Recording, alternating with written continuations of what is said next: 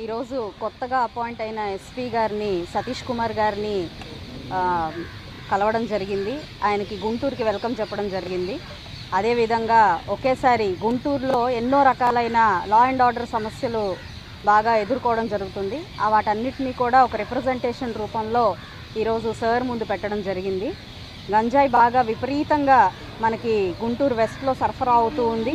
వాటి పాయింట్స్ ఎక్కడెక్కడ ఆ ప్లేసెస్లో ఉన్నాయి అని ఒక కంప్లీట్ మ్యాటర్ని మొత్తం టైప్ చేసి వార్డ్ వైజ్గా ఈరోజు ఎక్కడెక్కడ దొరుకుతుంది, ఏ పాయింట్స్లో దొరుకుతుందో కంప్లీట్ వార్డ్ వైజ్గా లిస్ట్ అవుట్ చేసి సార్కి ఇవ్వడం జరిగింది. అలాగే బాగా రిమోట్ ఏరియాస్లో, ఐసోలేటెడ్ ఏరియాస్లో సీసీటీవీ కెమెరాస్ని ఇన్స్టాల్ చేయాలి, గుంటూరు మొత్తం అండర్ సర్వేలెన్స్ ఉండాలి అని చెప్పి సార్ని కోరడం జరిగింది.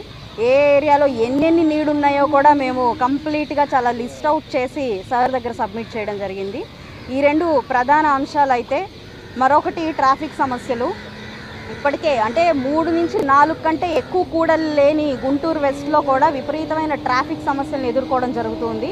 వాటి గురించి కూడా సార్కి చాలా స్పష్టంగా చెప్పడం జరిగింది. ట్రాఫిక్ సమస్యల గురించి కూడా చాలా స్పష్టంగా చెప్పడం జరిగింది. సండే వస్తే సండే మార్కెట్ అరండాలపేట దగ్గర కూడా విపరీతమైన ట్రాఫిక్ జామ్ అవుతుంది, మనందరికీ తెలుసు. వాటి మీద సండే డ్రైవ్స్ లాగా లేదంటే వీక్లీ డ్రైవ్స్ లాగా ఒక కార్యక్రమం చేపట్టమని చెప్పి సార్ని కోరడం జరిగింది. ఇవి కాకుండా మనకి సాయంత్రం అయితే బైక్ రేసులు, బర్త్డే పార్టీలు రోడ్ల మీద జరుగుతూ తీవ్ర అసౌకర్యానికి ప్రజల్ని గురి చేస్తూ ఉన్న కార్యకలాపాలు మనం చూస్తూ ఉన్నాము. రీసెంట్గా 3 నెలల క్రితమే ఒక యువతి ఇలాగే బైక్ రేస్ బాధితురాలు ఆవిడ పడిపోయి చనిపోవడం జరిగింది. ఇలాంటి విషయాలన్నింటినీ కూడా సార్ దృష్టికి తీసుకురావడం జరిగింది. సిబ్బంది కొరతతో కొంచెం వీటన్నిటికీ ఆలస్యమైంది అని చెప్పి మాకు సతీష్ గారు చెప్పడం జరిగింది.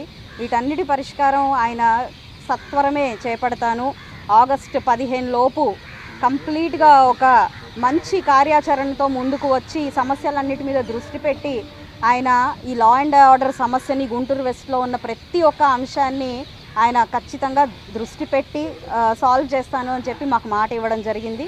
మాకు సహకరిస్తారన్నారు. మేము కూడా పోలీసు వారికి పొలిటికల్గా ఏ వంతు సహకారం అందించాలో అది మేము అందిస్తామని కూడా వారికి చెప్పడం జరిగింది.